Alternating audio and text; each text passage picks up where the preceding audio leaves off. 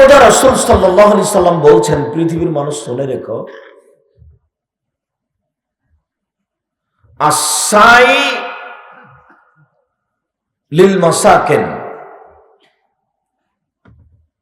অসহায় দুস্থ গরিবের জন্য যে চেষ্টা করে, খাওয়ার ব্যবস্থা করে, ও একসাথে 3 নেকি পায়।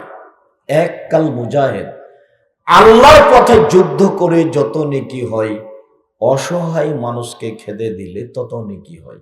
2, নিয়মিত প্রত্যেক রাতে তাহাজ্জুদ পড়ে যত নেকি হয়, ফকির মিসকিনকে খেতে দিলে তত নেকি হয়। 3, নিয়মিত নফল সিয়াম, রোজা, বৃহস্পতিবার, সোমবার, 13, 14, 15 চন্দ্রে এসব দিনে সিয়াম পালন করে যত নেকি হয়, দুস্থ গরিব ফকির মিসকিনকে খেতে দিলে তত নেকি হয়। রাসূল সাল্লাল্লাহু আলাইহি সাল্লাম বলছেন, জান্নাতে কতগুলো ঘর আছে, উন্নত মানের পদার্থ দিয়ে তৈরি, যার ভিতর থেকে বাহির দেখা যায়, বাহির থেকে ভিতর দেখা যায়। সাহাবীগণ বললেন, লেমন হাজিহি, আল্লাহ রাসূল, এত দামি ঘর কে পাবে? তখন আল্লাহ রাসূল বললেন, মান আতামা তাআমা, যে দুস্থ গরিব ফকির মিসকিনকে খেতে দেয় সে পাবে। এমনটা কারণে হতে পারে, ইবাদতের জগতের সবচেয়ে দামি ইবাদত হলো, শক্তিশালী ক্ষমতাধর পাওয়ারফুল ইবাদত হলো দান। দান যত বড় ইবাদত হোক, যদি মানুষ সালাত আদায় না করে, নামাজ যদি না পড়ে, তাহলে দানের মতো ইবাদত আল্লাহ কেটে দিবে, ওটা বাতিল। ইবাদতের জগতে ভিন্ন ধরনের বিরল ব্যতিক্রম ইবাদত হলো সালাত। সালাত এমন একটি ইবাদত যার উপরে নির্ভর করে অন্যান্য ইবাদত। সালাত নেই যার, কোন ইবাদত নেই তার। সালাত আছে যার, সব ইবাদত আছে তার। আনাস রাদিয়াল্লাহু তাআলা আনহু বলেন, রাসূল সাল্লাল্লাহু আলাইহি ওয়াসাল্লাম বলেছেন, আউয়ালু মা ইউহাসাবু বিহিল আবদু ইয়াউমাল কিয়ামাহ সালাহ, বিচারের মাঠে প্রথমে যেটা মানুষকে জিজ্ঞাসা করা হবে কিয়ামতের মাঠে, সেটা হলো সালাত। ফাইন সালাহাত সালাহাল্লাহু সাইরা আমালিহি, যদি সালাত টিকে যায়, সব ইবাদত টিকে যাবে। ওয়াইন ফাসাদাত ফাসাদাল্লাহু সাইরা আমালিহি, যদি সালাত না টিকে, সালাত যদি বাতিল হয়, বিচারের মাঠে সব ইবাদত বাতিল হবে। অন্য কোনো ইবাদত আল্লাহ দেখবেন না, আগে দেখবেন সালাত, তারপরে দেখবেন অন্য কিছু। আমরা নামাজকে সালাত বলি এবং মানুষকে নামাজ বাদ দিয়ে সালাত বলতে বলি। কেন? নামাজ শব্দটি কোরআনেও নেই, হাদিসেও নেই। সালাত শব্দটি কোরআনেও আছে, হাদিসেও আছে। সিয়াম শব্দটি কোরআনেও আছে, হাদিসেও আছে। রোজা শব্দটি কোরআনেও নেই, হাদিসেও নেই। জাহান্নাম শব্দটি কোরআনেও আছে, হাদিসেও আছে। দোজখ শব্দটি কোরআনেও নেই, হাদিসেও নেই। জান্নাত শব্দটি কোরআনেও আছে, হাদিসেও আছে। বেহেশত শব্দটি কোরআনেও নেই, হাদিসেও নেই। আল্লাহ শব্দটি কোরআনেও আছে, হাদিসেও আছে। খোদা শব্দটি কোরআনেও নেই, হাদিসেও নেই। কিভাবে চলছে? চাঁপাইনবাবগঞ্জের ভাষাতে গায়ের জোরে চলছে, জোর করে চলছে। একজন যদি বলে চলবে না, তো আর একজন লাভ দিয়ে উঠেছে, কে বলে রে চলবে না রে, দাঁত খুলে দেবো একেবারে। জীবনে কোনোদিন দেখেনি কি চলবে কি চলবে না। কি ইউসুফ জুলেখার কাহিনী শুরু করে দিয়েছে, 3 দিন যাবৎ চলছে ইউসুফ জুলেখার কাহিনী, চলছে কাহিনী, আর সবাই বাদাম খাচ্ছে আর বলছে তাফসির মাহফিল। এই সামনে বার হবে, কমিটি কে কে কত টাকা দিবা তাফসির মাহফিলের? টাকার জবাব দিতে হবে। টাকা কি তোমার বাপের? বাদশাহ শাহজাহান কবর তৈরি করেছে বউয়ের, স্ত্রীর। টাকা কি শাহজাহানের বাপের? বিচারণে জবাব দিতে হবে। আপনি তাফসির মাহফিল করেছেন, আমি কোনোদিন করিনি, আমি করিনি, করবো না। আমি জাতির সামনে মিথ্যা তাফসির করব না, করতেও দেব না। আমার গ্রামের এক চাচাতো ভাই আমাকে বলছে, আজকে যে এতে বাসের দুপুরে তাফসির করলো না, এ তাফসির তোরা জানিস না। কি করলো? ও জানিসই না তোরা এই তাফসির। আচ্ছা, আমরা না জানি, করলো কি এটা একটু বলবেন না? তো বলছে তাহলে শোন, এমন তাফসীর যেটা জীবনে শোনেনি। আদম আলাইহিস সালাম ঘুম থেকে উঠে দেখেন পাশে একজন সুন্দরী নারী। তো আদম আলাইহিস সালাম হাত বাড়াতে গেলেন, ফেরেশতা বলছেন থামেন। তো আদম আলাইহিস সালাম বলছেন কেন? তাহলে মোহর দিতে হবে। বলে মোহর আবার কি? বলে মুহাম্মদ সাল্লাল্লাহু আলাইহি সাল্লামের উপরে 1000 বার দুরূদ পড়ে দিতে হবে। তখন আদম আলাইহিস সালাম মুহাম্মদ সাল্লাল্লাহু আলাইহি সাল্লামের উপরে 1000 বার দুরূদ পড়ে দিয়ে বউ হালাল করলেন। কোরআন মাজিদে আল্লাহ বলছেন যে আমি আদমকে সব শিখিয়ে দিয়েছি, পৃথিবীতে যা কিছু আছে, যা কিছু ছিল, যা কিছু থাকবে কিয়ামত পর্যন্ত, আদমকে আমি সব শিখিয়ে দিয়েছি। দেখলেই বলতে পারতেন এটা গিলাস, দেখলেই বলতে পারতেন না মাইক। এরকম ধারণ ক্ষমতা আল্লাহ তাকে দিয়ে সৃষ্টি করেছেন। যেই মানুষটাকে আল্লাহ বলছেন সবকিছু দিয়ে শিখিয়ে দিয়ে সৃষ্টি করেছেন, সে মানুষটা বউ কিভাবে হালাল করতে হবে সেটাই জানেন না। তখন আমি বলেছিলাম এই শোনেন, মুফাসসিরকে 80 160 লাঠি পিটাতে হবে। সাধারণ মানুষের উপরে অপবাদ লাগালে শাস্তি হলো 80 লাঠি, আর নবীর উপরে অপবাদ লাগালে এটা ডবল হবে, তাহলে 80 160 লাঠি। দেখি আমার এই বক্তব্য কোন মায়ের বেটা কিয়ামত পর্যন্ত উল্টাতে পারে। আপনি বলছেন ওই মুফাসসির এমন তাফসীর করেছে, জিন্দিগিতে করতে পারবে না। আমি আব্দুর রাজ্জাক বিন ইউসুফ 32 বছর থেকে বক্তব্য দিই কোরআন এবং হাদিস দিয়ে। 34 বছর থেকে বুখারী মুসলিম পড়াই, শিক্ষক, শেষ কিতাব পড়াই। 26 বছর থেকে হাত দিয়ে ফতোয়া লিখি কলমে, 26 বছর থেকে একটানা। 6 বছর থেকে ফতোয়া বোর্ড নিজে পরিচালনা করি। বড় বড় বিদ্বান দেশ বিদেশের সামনে বসে থাকে, যে ফতোয়া বোর্ড আমি নিজে পরিচালনা করি। আমি চাঁপাইনবাবগঞ্জের মানুষ। আমার প্রতিষ্ঠানে 4000 ছেলে মেয়ে আছে, 250 জন শিক্ষক শিক্ষিকা আছে। প্রতি মাসে বেতন লাগে 30 লক্ষ।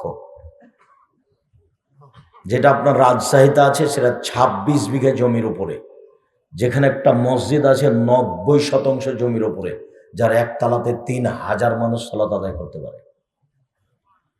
যেটা জামিয়া সালাফিয়া রূপগঞ্জ নারায়ণগঞ্জ ঢাকা, সেটা 51 বিঘা জমির উপরে, সেখানে একটা মসজিদ তৈরি শুরু হয়েছে 200 শতক জমির উপরে, যে মসজিদের একতলাতে 10,000 মানুষ সালাত আদায় করতে পারবে। আলহামদুলিল্লাহ জামিয়া সালাফিয়া একটা মহিলা শাখা গড়তে যাচ্ছে আপনার রাজশাহী তানোর, রাজশাহী গোদাগাড়ি থানা, 40 বিঘে জমির উপরে। যে জমির দাতারা আমার পাশে বসে আছে, জমি সম্পূর্ণ নেবরার সামনে লিখে দেওয়া হয়েছে। 40 বিঘা জমির উপর একটা মহিলা শাখা গড়বে, জমি রেডি আলহামদুলিল্লাহ। জামিয়া সালাফিয়া তেঘরা বিরল দিনাজপুর 18 বিঘা জমির উপরে অবস্থান করে। আমি চাঁপাইনবাবগঞ্জের সাধারণ মানুষ, একেবারে আপনার মতোই পল্লী গ্রামে বাড়ি। বাড়ি থেকে দৌড় দিয়ে গ্রামে নদীতে গিয়ে লাফ দিয়ে পড়তাম। এটা হলো আমার ছোট জীবনের অবস্থা। বাড়ি থেকে বের হয়ে গ্রামের পাড়ার সবাই মিলে ঘাস কাটতাম। নদীতে সাঁতার দিলে আমার আগে কেউ যেতে পারতেন, এটা আমার খেয়াল ছিল, কে যেন আমার আগে যেতে না পারে। ঘাস কাটলে কে যেন আমার চেয়ে বেশি কাটতে না পারে। হাডুডু খেলালে আমার থেকে যেন কেউ বেশি খেলতে না পারে, কে যেন আটকাতে না পারে। সবসময় আমি আগে থাকবো, এটা আমার মাথায় কাজ করত। আলহামদুলিল্লাহ আল্লাহ আমাকে ওইভাবেই রেখে দিয়েছেন। কোনোদিন কোনো মানুষের পয়সার দিকে আমাকে তাকানো লাগেনি। সেক্রেটারির সভাপতি মসজিদকে আমি উঠাই আর বসাই। কোনদিন দেশ বিদেশে বক্তব্য দিচ্ছি, কে আমাকে নিয়ে গেল, কে আমাকে টাকা খরচ দিবে, রাস্তা খরচ আঁকে হিসাব করে আমাকে একটা বাক্য বলা লাগেনি। ওকে আমি টাকা দিই, ও আমাকে কি দিবে? আমার মুখের উপরে সাহস করে কোনো কথা বলবে, এরকম সভাপতি সেক্রেটারি এদেশে নাই। ওটা আমি মাথাতেই রাখি না। আর হাদিস কোরআন বলার ব্যাপারে আমার এত বুকে বল যে আপনাকে আমি হিসাব দিতে পারি না। তবে আমি মানুষ, আমি বলেছি, আমি যেটা বলছি, আম গাছে জাম ধরতে পারে ধরে না, অমাবস্যা রাতে চাঁদ উঠতে পারে উঠে না, সিংহের ছিদ্র দিয়ে লাঙ্গলের ফল ঢুকতে পারে, ঢোকে না। সিংহের ছিদ্র দিয়ে লাঙ্গলের ফল ঢুকে যেতে পারে, আম গাছে জাম ধরে যেতে পারে, অমাবস্যার রাতে চাঁদ উঠে যেতে পারে, এগুলো ঘটে যেতে পারে। আমি যা বলেছি বলছি, এতে সন্দেহ আছে বলে কিয়ামত পর্যন্ত চেষ্টা করলে এর ভিতরে সরিষা ঢোকানো যাবে না। তবে আমি মানুষ, সম্মানিত দিনী ভাই বোন, যার কারণে আমার একটা সাহস থাকে। যারা দিনী বৈঠক করে, মহিলারা, দিনী বোন, আমি তাদেরকে অনুরোধ করি, দেখো যার পাল্লাতে পড়েছো তোমাকে ভুল পথে নিয়ে গেছে। আমি আব্দুর রাজ্জাক বিন ইউসুফ, আমি তোমার দেশীয় ভাই, আমি তোমার বাড়ির মানুষ, আমি চাঁপাইনবাবগঞ্জের মানুষ, তুমি চাঁপাইনবাবগঞ্জের মহিলা, তুমি আমার সাথে পরামর্শ করে দিন প্রচার করো। তোমার নেতা তোমাকে ভুল পথে নিয়ে গেছে, তোমার নেতা তোমাকে বলেছে মাগরিবের পরে 6 রাকাত সালাত আদায় করতে হয়, সালাতুল আওয়াবিন, এটা বিদআত, এটা হারাম। কিয়ামত পর্যন্ত তোমার নেতা কেন তোমার জাতি প্রমাণ করতে পারবে না। তুমি বলেছো মহিলা বৈঠকে, বুবু নামাজে যখন দাঁড়াবে বুবু, তো 2 পায়ের গোড়ালি জমা করে দাঁড়ায় বুবু, যদি 2 পা ফাঁক রাখো বুবু, তাহলে লজ্জা স্থানের যোগাযোগ বুবু মাটির সাথে হবে, মাটি অভিশাপ করবে। বুবুর সব কথাই নাকি বুখারীতে আছে।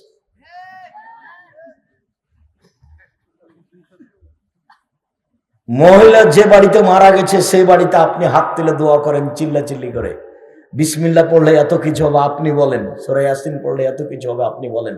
আমি বলছি আপনার শতকরা, আমার তদন্তে ৭০% মিথ্যা কথা আছে। আপনি ওখান থেকে ফিরে আসেন, মহিলা বৈঠক আপনি ত্যাগ করেন, বাড়িতে বসে শুধু মহিলা বৈঠক হবে। এই থানা ওই থানা যায়েন না, কিয়ামত পর্যন্ত সময় থাকলো। এই থানার মহিলা ওই থানায় গিয়ে বক্তব্য দিবে, এর প্রমাণ কিয়ামত পর্যন্ত হবে না। কাজেই তোমার নেতাই তোমাকে ভুল পথে নিয়ে গেছে। আমি আব্দুর রাজ্জাক বিন ইউসুফ তোমার ঘরের মানুষ, তোমার বাড়ির মানুষ, তোমার দিনী ভাই। আমার বাড়ি চাঁপাইনবাবগঞ্জ। পুরো চাঁপাইনবাবগঞ্জ জেলাতে যত মহিলা পুরুষ আছে সবাইকে আমি আন্তরিকভাবে অনুরোধ জানিয়ে বলছি, আমি আপনার দিনী ভাই, আপনি আমার কাছে আশ্রয় নেন দিনের ব্যাপারে, আপনাকে আমি সঠিক উত্তর দিব ইনশাল্লাহ। জাতির যদি রাস্তাঘাট করে দিতে না পারি, জাতির যদি স্কুল কলেজ করে দিতে না পারি, জাতিকে চূড়ান্ত সঠিক ধর্ম দিতে পারবো ইনশাআল্লাহ। ধর্মের ব্যাপারে জাতিকে ফাঁকি দিয়ে আমি আব্দুর রাজ্জাক বিন ইউসুফ পরকাল হারাতে রাজি নই। তুমি তো মহিলা মানুষ, বৈঠক করো, এ দেখো দোয়া খাতমুল কোরআন 32 বছর থেকে বলছি এটা মিথ্যা, মানুষের বানানো দোয়া। তুমি কোরআন মাজিদ এর এইসব কথা বলো, তুমি কি বুঝো? তোমার নেতা কি বুঝে? দেখো তাফসির কি মিথ্যা হতে পারে? বইয়ে সব মিথ্যা তাফসির লেখা আছে, যা তাফসির আছে সবই মিথ্যা। ইসব জুলাইখার কাহিনী, ইসবের সাথে জুলাইখার বিবাহ হয়নি, ইসব জুলাইখার প্রেমে পড়েননি, জুলাইখার জোর করে এটা করেছে। দাউদ আলাইহিস সালাম কোনো মহিলার প্রতি আসক্ত হননি, আইয়ুব আলাইহিস সালামের শরীরে পোকা হয়নি, আইয়ুব আলাইহিস সালামের স্ত্রী কারোর সাথে ধরা পড়েননি, সব মিথ্যা কথা। দেখেন 1 পৃষ্ঠা দোয়া খাতমুল কোরআন, সম্পূর্ণ দোয়া মিথ্যা। একটা বাক্য যদি সত্য হয় আমি জাতির সামনে বক্তব্য দেব না, জাতির সামনে বক্তব্য দেব না।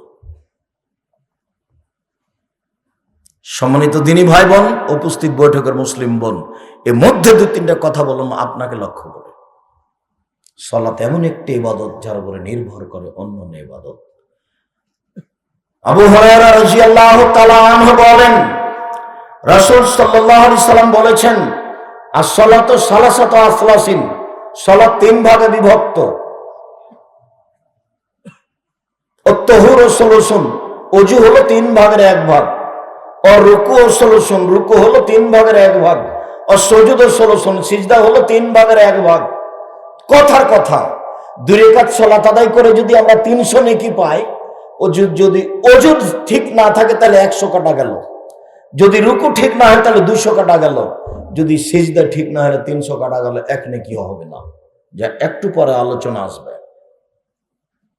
আল্লাহ রাসূল বলেন, যদি কেউ সালাতকে ঠিক ঠিক আদায় করে, ওযু ভালো করে করে, রুকু ভালো করে করে, সিজদা ভালো করে করে, কবুলাত সালাতুহু, তার সালাত কবুল করা হবে। অকবুলাত সায়ের আমালিহি, সব আমল কবুল করা হবে। ওয়াইন রুদ্দাত আলাইহি সালাতুহু, আর যদি তার সালাত কবুল না হয়, সলাৎ যদি তার উপরে প্রত্যাখ্যান করা হয়, যাও তোমার সলাৎ কবুল হয়নি, রুদ্দাত আলাইহি সাইর আমালিহি, সব আমল তার উপরে প্রত্যাখ্যান করা হবে, সব বাতিল, কিছুই হয়নি। সলাৎ আদায় করে না যে, তার কোনো ইবাদত নেই।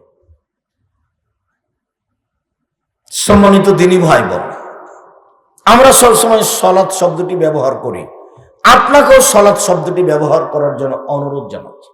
সলাৎ মানে বিশেষ প্রার্থনা, আর নামাজ মানে উপাসনা। হিন্দুরা উপাসনা করে। সলাতের মধ্যে যে অর্থ আছে নামাজের মধ্যে সে অর্থ নেই। কাজে খুব খেয়াল করে রাখবেন, আমি সবসময় কথাতে সলাৎ ব্যবহার করব। অত্র দুটি হাদিসে বুঝলাম যে সলাৎ একটি ব্যতিক্রম ইবাদত, যার উপরে নির্ভর করে অন্যান্য ইবাদত। সলাৎ আছে তো সব ইবাদত আছে, সলাৎ নেই তো কোনো ইবাদত নেই। একটা ফকির ভিক্ষে চেয়েছে, 10 টাকা দান করেছি, নেকি হয়েছে, কিন্তু সলাৎ নেই, তখন এই নেকিটা আল্লাহ কি করবেন? ক্রস চিহ্ন দিয়ে কেটে দিবেন। সলাৎ ফরজ। দেখেন, মহান আল্লাহ বলেন, ফাকিমুস সালাত ওয়া আতুজ যাকাত, পৃথিবীর মানুষ সালাত আদায় করো, যাকাত প্রদান করো, ওয়া তাসিমু বিল্লাহ, আল্লাহকে শক্তভাবে ধরো, হুয়া মাওলাকুম, আল্লাহ হচ্ছেন তোমাদের অভিভাবক, ও নেমাল মাওলা নেমান নাসির, তিনি হচ্ছেন উত্তম অভিভাবক, উত্তম সাহায্যকারী। আল্লাহ এমন সাহায্যকারী যে সাহায্যে কোনো ত্রুটি নেই। আল্লাহ এমন অভিভাবক যে অভিভাবকে কোনো ত্রুটি নেই। অভিভাবক কথাটা বলতে গিয়ে একটা কথা মনে পড়লো, সেটা হলো চাঁপাইনবাবগঞ্জ জেলাতেও বিবাহের বৈঠকে উকিল বাপ ধরে, উকিল বাপ, তবে সেদিন থেকে বাপ হয়ে যায় না, বলে উকিল। কে উকিল হবে এই বিবাহে? বলে ওর দাদা। কে উকিল হবে? বলে ওর চাচা। বাপ যতদিন বেঁচে আছেন ততদিন পর্যন্ত কেউ অভিভাবক হতে পারবে না। উকিল বাপ, উকিল চাচা, উকিল দাদা সব হারাম। এমনিতেই চাঁপাইনবাবগঞ্জ জেলাতে বিবাহের শুরু থেকে শেষ পর্যন্ত একটা কাজও জায়েজ নাই, সবই হারাম। মেয়ে দেখা থেকে নিয়ে, বায়না করা থেকে নিয়ে, থোবড়া থেকে নিয়ে, গীত গাওয়া থেকে নিয়ে, মাজা খরচ থেকে নিয়ে, বিবাহ ঘেরা থেকে নিয়ে, বর যাওয়া থেকে নিয়ে, ডলি বিবি যাওয়া থেকে নিয়ে, শুরু থেকে নিয়ে শেষ পর্যন্ত একটা কাজে যায় না। আর আপনাদেরকে তো আমি বলেছি, ডলি বিবি শব্দ তো আপনারা সেদিন পেশাব করে দিয়েছে, আর কোনোদিন ডলি বিবি শব্দ ব্যবহার করবেন না। একবারে জীবনের মতো ভুলে যেতে বলেছি। 10 বছর পরে কেউ যদি বলে ডলি বিবি, তখন আর একজন বলবে ডলি বিবি তাই কি গো, ওটা কি? আমরা তো এই শব্দ কোনোদিন শুনিনি। এমন ভাবে ভুলে যেতে হবে যে 10 বছর পরে যদি কেউ ডলি বিবি শব্দটা বলে, তার 5 জন বলবে এটা কি জিনিস বুঝতে পারলাম না, চাচা এটা কি জিনিস? এরকম হতে হবে। থোবড়াও এরকম হতে হবে। থোবড়া নাই দুনিয়াতে, থোবড়া শব্দটাই ভুলে যাবো। অবাক দুনিয়া যে যুবতী বেটি জেলে বসে থাকবে আর গ্রামের মানুষ তার মুখের উপর ক্ষীর তুলে দিবে, ছি ছি ছি ছি ছি ছি, ধর্ম পাগল হয়ে গেছে। আর স্ত্রীর মুখে ক্ষীর তুলে দিতে হয়, সারা গ্রামের লোক তার মুখে ক্ষীর তুলে দিচ্ছে, ধর্ম কি এতই নোংরা? দেখে মনে হয় যে হিন্দুদের বিবাহ লেগেছে, বর কলার গাছের চতুর্দিকে ঘুরছে, হিন্দুদের বিবাহ লেগেছে। বড় বড় মেয়েগুলো ওই মেয়েটার মুখে গামছা দিয়ে বসে আছে আর বলছে যে ক্ষীর দিতে বসেছে, তুমি এত টাকা দাও, না হলে মুখ খুলে দিব না। অবাক, এটা তো আমার চোখের সামনে। থোবড়া চিরদিনের জন্য হারাম চাঁপাইনবাবগঞ্জের মাটিতে, ডলি বিবি চিরদিনের জন্য হারাম চাঁপাইনবাবগঞ্জের মাটিতে, কোনো দিন হবে না। ক্ষীরকাঠি চিরদিনের জন্য হারাম, ব্যবহার আমাটা চিরদিনের জন্য হারাম। শ্বশুরকে জামাইকে কে আপনার ফার্নিচার খাটখাটলা চকি বাক্স দিতে হবে, চিরদিনের জন্য হারাম। এবারে চিরদিনের জন্য হারাম। কেউ যদি খাটখাটলা ফার্নিচার কিনে শ্বশুর, তাহলে তোমরা গ্রামবাসী বলবা ছি ছি ছি, নাউজুবিল্লাহ, একটা হারাম কাজ করেছেন, ছি ছি ছি ছি। চাচা কি করেছেন আপনি? ওটা কিন্তু আমরা আগুন দিয়ে জ্বালিয়ে দেব। আব্দুর হিসাব বলে গেছে, খবরদার আপনি খাটখাটলা চকি বাক্স আনবেন না। আর এই ছেলে তোমাকে বলছি, তুমি অত নোংরা শ্রেণীর ছেলে কেন? তোমার বাপও কি এরকম? ফার্নিচার নিয়েছো কেন? কেন নিবা? সাইকেল নিয়েছো কেন? মোটর সাইকেল নিয়েছো কেন? ভিক্ষা করে খেতে পারো না বাব্বাটা? ভিক্ষা করে খাও। মোটর সাইকেল নিবা কেন? কেন নিবা? বাপের কিছুই নেই, কাজ করে খাও। আমি ভিক্ষা করে খেতে বলিনি, আমি বলেছি কাজ করে খাও। যদি কাজ না পাও তো ভিক্ষা করে খাও, শ্বশুরের কাছে কিছু নিবা না। যৌতুক চিরদিনের জন্য হারাম। মহান আল্লাহ বলেন,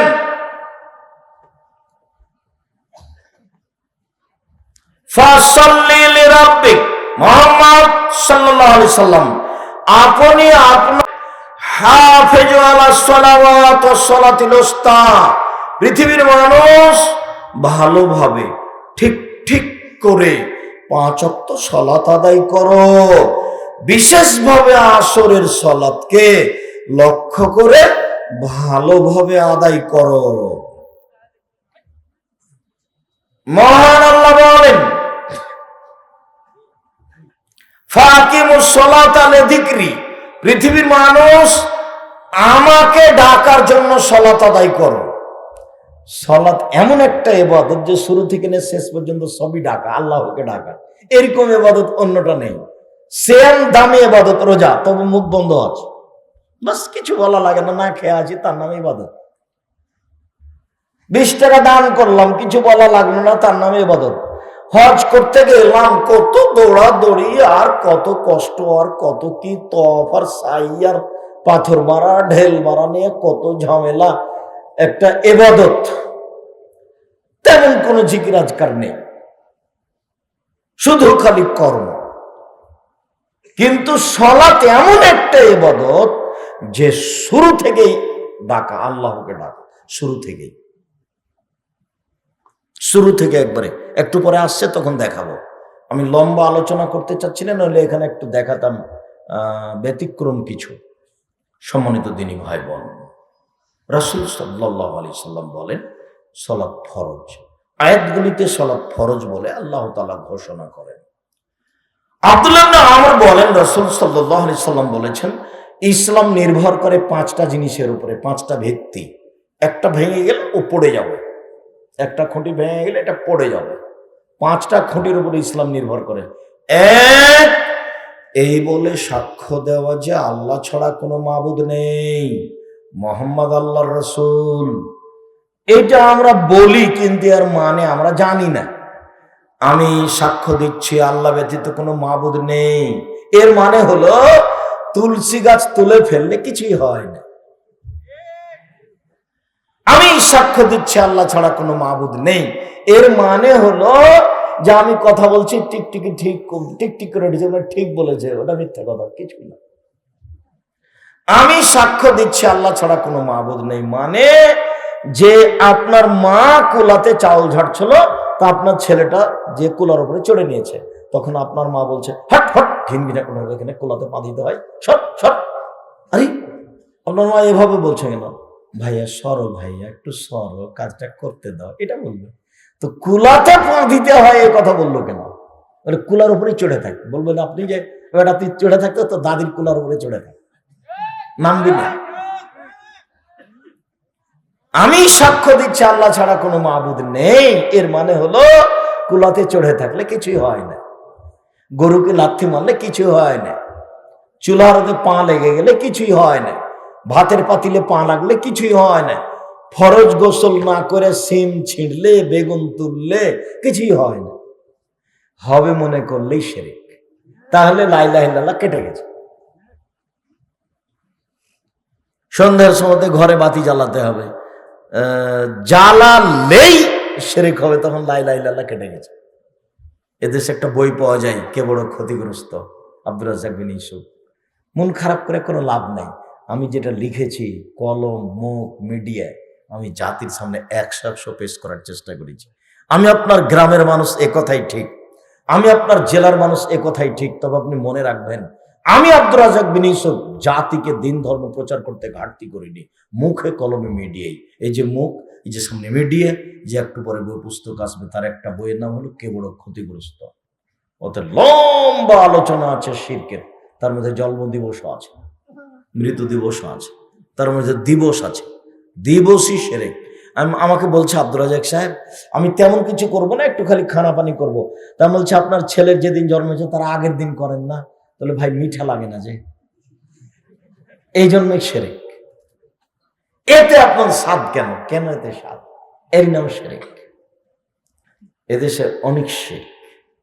আমি সাক্ষ্য দিচ্ছি আল্লাহ ছাড়া কোনো মাবুদ নাই, এক।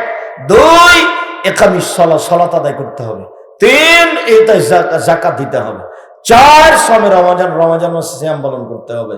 পাঁচ, হজ করতে হবে। এই পাঁচটা বিধান ফরজ। কোরআন এবং হাদিসে সংক্ষিপ্ত ভাবে বুঝছিলাম যে সালাত ফরজ।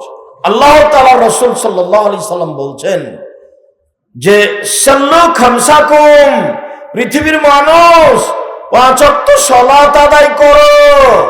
অসুম শাহরাকুম, রমজান মাসে সিয়াম থাকো। ওয়াদু যাকাত আমওয়ালাকুম, তোমাদের টাকার যাকাত দাও। ওয়াতু জামরাকুম, দায়িত্বশীলকে মেনে চলো। তাদখুলুনা জান্নাতা রাব্বিকুম, তাহলে তোমরা তোমাদের প্রতিপালকের জান্নাতে চলে যাবে। আদেশ 1 নম্বরে আছে 5 ওয়াক্ত সালাত আদায় করো, এটা ফরজ, সালাত আদায় করতেই হবে। ওযু করে সালাত আদায় করতে হয়, পানি নেই। তায়াম্মুম করে সালাত আদায় করতে হবে, মাটিও নেই, ও পানিও নাই, মাটিও নাই, এমনিতেই সালাত আদায় করতে হবে, ওযু ছাড়াই, তায়াম্মুম ছাড়াই। কেবলার দিকে মুখ করে সালাত আদায় করতে হয়, কেবলা বোঝা যায় না, বিনা কেবলায় সালাত আদায় করতে হবে। বসে দাঁড়িয়ে সালাত আদায় করতে হয়, বসে থাকা যায় না, দাঁড়িয়ে থাকা যায় না, বসে থেকে সালাত আদায় করতে হবে। বসে থাকা যায় না, শুয়ে থেকে সালাত আদায় করতে হবে। পরিষ্কার কাপড় পরে সালাত আদায় করতে হয়, পরিষ্কার কাপড় নেই, যে কাপড়ে পেশাব পায়খানা লেগে আছে ওই কাপড় পরেই সালাত আদায় করতে হবে। পরিষ্কার অপরিষ্কার কোনো কাপড়ই নেই, আপনি উলঙ্গ হয়ে আছেন। যেমন ওই সময়তে বলছিলাম, ইরাকে এইসব মুসলিম দেশে মার্কিন সৈন্য ঢোকে, মুসলিম মহিলাকে উলঙ্গ অবস্থায় তাদের সামনে হাঁটতে চলতে বাধ্য করত। এরকম সময় যদি সালাতের টাইম হয়ে যায়, তাহলে মুসলিম মহিলাকে এই মার্কিন সৈন্যের সামনে উলঙ্গ অবস্থাতেই নামাজ পড়তে হবে, পড়তেই হবে। এমন কোন দুনিয়াতে অবস্থা নেই যখন তাকে সালাত আদায় করতে হবে না, এরকম কোন অবস্থা পুরুষের জন্য নেই। শত্রু তাড়া দিয়েছে, দৌড়িয়ে চলে যাচ্ছে, এভাবেই সালাত আদায় করবে। গাড়িতে উঠে আছে, শিকল ধরে আছে, ঠেলে ঠেল মানে না, সালাতের টাইম পার হয়ে যাচ্ছে, এভাবেই সালাত আদায় করতে। মহিলাদের জন্য হাইজ অবস্থায় ব্যতীত বাকি সব সময় একই ব্যাপার। সালাত এমন একটি ইবাদত, ভিন্ন ধরনের ইবাদত, মানুষের অসুখ বিসুখ বুঝে না। সব ইবাদত অসুখ বিসুখ বুঝে। এই যে রোজা, আমি অসুস্থ, আচ্ছা ঠিক আছে এখন তুমি রোজা করিও না, এখন সিয়াম পালন পর পর যখন ভালো হয়ে যাবে। এই যে হজ, আচ্ছা এবছর যায় না, সামনে বছর যায়, অসুস্থ মানুষ, ভালো হয়ে যাও। সব ইবাদত সমস্যা বুঝে, কিন্তু সালাত কোনো সমস্যা বুঝে না, ব্যতিক্রম ইবাদত। সম্মানিত দিনের ভাই বোন, বলছিলাম সালাত আদায় করতে হবে। এই ছেলে বসো। ওই ছেলেটা এত তাড়াতাড়ি উঠে হাঁটছে কেন? বাদাম কিনতে যাবা তুমি? সাবধান, এটা মাথা থেকে নামিয়ে দেন। আমি আপনার চেয়ে বেশি ক্লান্ত, আমাকে কাজ দেখাবেন না দয়া করে। ভদ্রতা বজায় রেখে চুপচাপ বসে থাকবেন। এখান থেকে বাইরে গিয়ে 1 কাপ চা খেয়ে আসবেন, এই নোংরা নীতি ত্যাগ করেন। আমার জীবনে আমি কোনোদিন চায়ের স্টলে বসিনি, তা আছি তো বেঁচে। জামিয়া সালাফের ভিতরে যেগুলো চায়ের দোকান আছে, ওখানে সামনে হাঁটার সময় তো বলে, এই খবরদার চা ভালো করে বানান, যদি কেউ অভিযোগ দেয় তাহলে তোমাকে কিন্তু আমি বিদায় করে দেবো। তো ওনাও বলে যে বসেন বসেন বসেন, 1 কাপ চা খেয়ে যান। না, ওটা হবে না। আমার জীবনে আমি কোনোদিন চায়ের স্টলে বসিনি। আমার মা বাড়ি থেকে বিদায় করার সময় তো বলতো, প্রাইভেট পড়ায়ও না, দোকানে বসিও না, কারোর সাথে বন্ধুতালি করিও না, মানুষের বাড়িতে দাওয়াত খায়ও না। ছাত্র জীবনে দাওয়াত খেতাম না, এখন তো খাওয়াই লাগে। এখন ওই 3টা বহাল আছে। বাড়ি থেকে বের হওয়ার সময় তো আমার মা এভাবে বলতেন, পড়তে পাঠানোর ব্যাপারে আমার মা খুব শক্ত, খুব কঠোর ছিলেন। কোনো কথা মানা হবে না, প্রতিষ্ঠানে যেতে হবে, হলো কথা, যতই সমস্যা। সম্মানিত দিনী ভাই বোন, বলছিলাম সালাত এমন একটা ইবাদত যে কোনো অবস্থায় আপনাকে আদায় করতে হবে। বুঝলাম সালাত আদায় করতেই হবে। এবার বুঝি সালাত আদায় করে না যারা, তারা কেমন। রাসূল সাল্লাল্লাহু আলাইহি সাল্লাম বলেন, মান তারাকা সালাতা মুতাআম্মিদান ফাকাদ কাফারা। কে যদি ইচ্ছাকৃত সালাত ছেড়ে দেয় তাহলে কাফের হয়ে গেছে। বুরাইদা রাদিয়াল্লাহু তাআলা আনহু বলেন, রাসূল সাল্লাল্লাহু আলাইহি সাল্লাম বলেছেন, বাইনাল আবদি ওয়া বাইনাল কুফরি তারকুস সালাহ। মুসলমান এবং কাফেরের মধ্যে পার্থক্য হচ্ছে সালাত ছেড়ে দেওয়া। যে সালাত আদায় করে সে মুসলমান, যে সালাত আদায় করে না সে কাফের। আবু হুরায়রা রাদিয়াল্লাহু তাআলা আনহু বলেন, রাসূল সাল্লাল্লাহু আলাইহি ওয়াসাল্লাম বলেছেন, উমিরতু আন উকাতিলান নাস হাত্তা ইয়াকুলু লা ইলাহা ইল্লাল্লাহ ওয়া ইকুমুস সালাহ। আল্লাহ নবী বলছেন, আমাকে আদেশ করা হয়েছে আমি মানুষকে লা ইলাহা ইল্লাল্লাহ বলতে বলবো আর সালাত আদায় করতে বলবো। প্রয়োজনে পিটিয়ে মারবো, না হয় মরবো, পিটিয়ে সালাত আদায় করাবো ওকে। এ কথা আল্লাহ নবী বলছেন, পিটিয়ে। আল্লাহ রাসূল বলছেন, মৌরা ওয়ালাদাকুম বিসসালাত তুহমারুনা সাবিসিনা।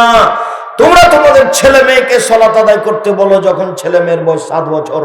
ওয়াজরিবহুম আলাইহা ওয়াহুমা আশরিনা। পিটিয়ে সালাত আদায় করো যখন ছেলে মেয়ের বয়স 10 বছর 15 বছর হয়ে গেছে, ছেলে মেয়ে নামাজ পড়ে না, তখনও বাপ বেঁচে আছে, এ কথা মিথ্যে। ওটা বাপ নয়, ওটা হলো সৎ বাপ। ওটা বাপ নয়, হলো চাচা। ওটা বাপ হলে এই কাজ করতো না। এই যে আমি বললাম এটা ওর বাপ নেই, দেখি কোন যুবক কে আছে এমন কোন মুরব্বী আমাকে কাছে প্রমাণ করতে পারে আমি তার বাপ। বাপ নেই বলে এই যে আমি তার বাপ, আমি আপনাকে না করে দিলাম। কিসের ভিত্তিতে আপনি হ্যাঁ করবেন দেখি? 10 বছর হলে ছেলেকে পিটিয়ে সালাত আদায় করাতে হবে, তার নাম বাপ। আর তোমাকে তো বলেছি, সেদিন বলেছি তোমার মা নয়, এটা তোমার খালা। তোমার মা যদি হয় এটা তো তোমার বোন, এখানে ক্লাস 10-এ পড়ে, দেখো পাঞ্জার পাঞ্জা চুল নিয়ে এখানে দাঁড়িয়ে আছে তোমার মায়ের পাশে। আর তোমার মা ছোট ব্লাউজ পরে আছে, পেট দেখা যায়, পিঠ দেখা যায়, এগুলো সব ফ্রি। মোহর দেয় তোমার বাপ আর জাতি, এগুলো ভোগ করবে, এটা কথা হলো? তোমার মার স্বভাব কেন এমন?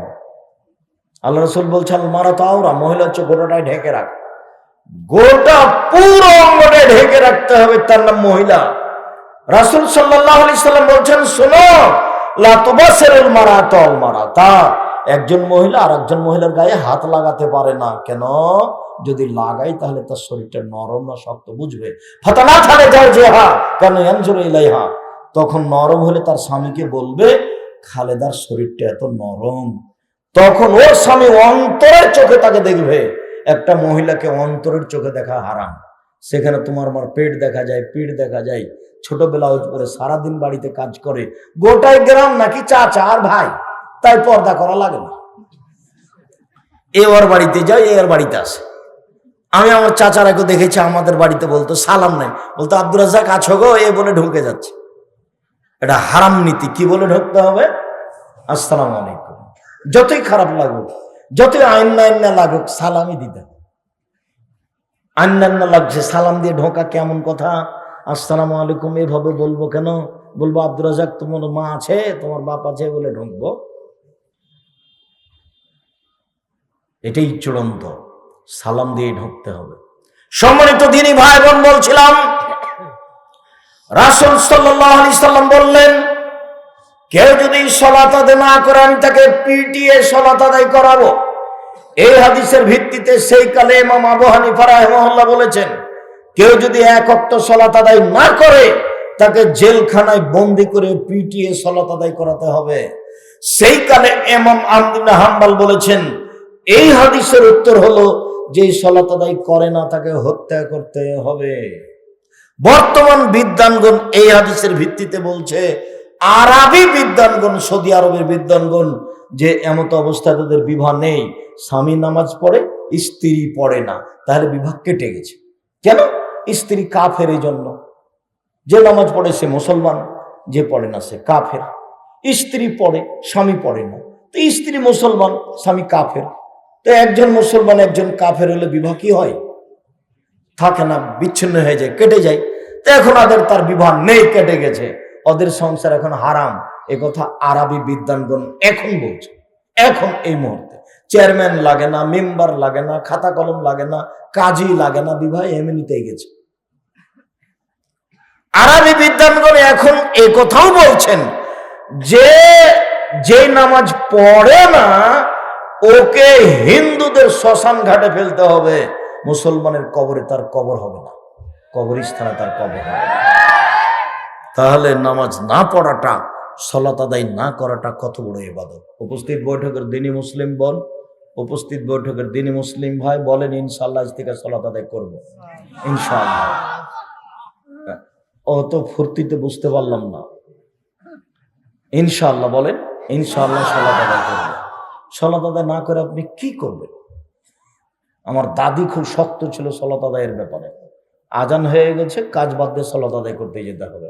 আমার মা বলতেন, আমি নতুন বই এসেছি, আমার মায়ের কথা, নতুন বই এসেছি তো আমাকে ঘর লেপতে দিয়েছে, তো আমি ঘর লেপছি, লেপা তো আমরা সবাই বুঝি, ঘর লেপছি, তো আজান হয়ে গেছে। তখন আমার দাদি বলেছেন, এই করো, ওই হাত ধুয়ে নিয়ে নামাজ পড়ে নিয়ে বাকিটা লেপো।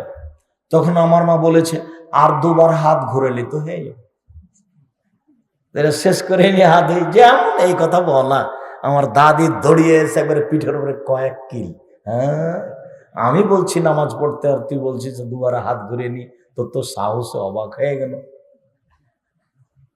ধান ভিজা যাচ্ছে গলিতে, বৃষ্টি হচ্ছে, তো এখন আজান হয়ে গেছে, আমার দাদি ধান উঠাতে দেবে না, ওই যে ধান ভেসে চলে যায়, যে ভিজেছে সেই শুকাবে, আগে সালাত নামাজ তারপরে ধান উঠাতে হবে। খুব শক্ত কঠোর মহিলা ছিল সালাতের উপরে। তো তুমি পড়ো না কেন? তোমার মা খারাপ এই জন্য।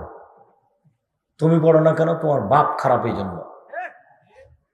তোমার মা তোমার বাপের সংসারে এসেছে, ছেলে মেয়ে হয়ে গেছে, ও নিজেই বুঝতে পারেনি মা কাকে বলে।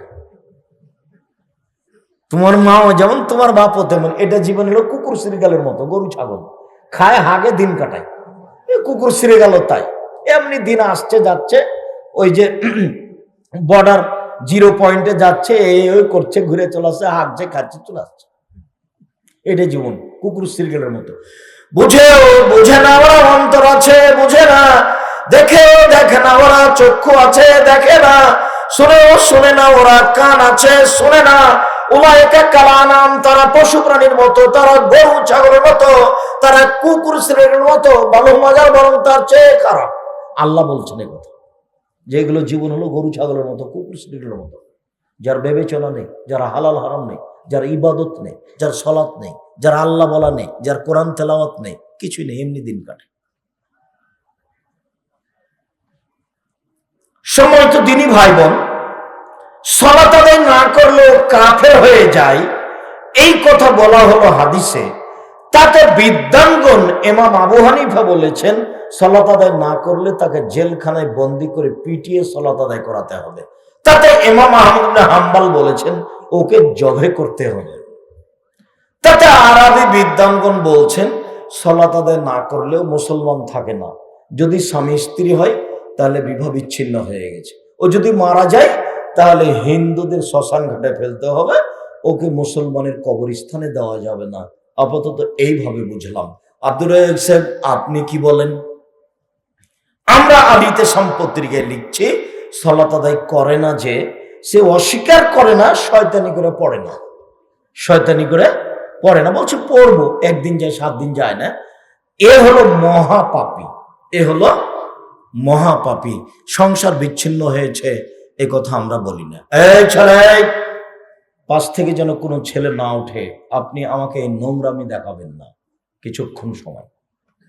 কালকে কোথায় যেন ছিলাম, সিরাজগঞ্জ, শুরু থেকে শেষ পর্যন্ত একটা লোককে আমি উঠতে দেখি, একটা লোককে। ওরা তাফসির মাহফিল করে না, ওরা বাদাম খায় না বক্তব্য চলাকালীন। আর আমাদের স্বভাব খারাপ, আমরা বক্তব্য চলে, তাফসীর ইউসুফ জুলেখার মিথ্যা কাহিনী চলে, বাদাম খাই, গল্প করি, তার নাম বক্তব্য। তারপর 2-3 ঘন্টা পরে হুজুর বলে যে তাফসীর করলাম আজকে, তো শেষ তো হলো না, আরো 2 ঘন্টা লাগবে। এভাবে বলে না? আর একবার এসে 2 দিন লাগবে। ও জীবনে যা বলেছে কোনো তাফসীরের সাথে মিলাতে পারবেন না, একটা মিলাতে পারবেন। এমনি বলেছে ভুকাস কোম্পানি, একেবারে ফালতু। আমি আপনার গ্রামের মানুষ, আমি গ্রামের মানুষ হিসেবে বউকে খুব সাহস নিয়ে কথা বলছি, কথার 19-20 হবে না।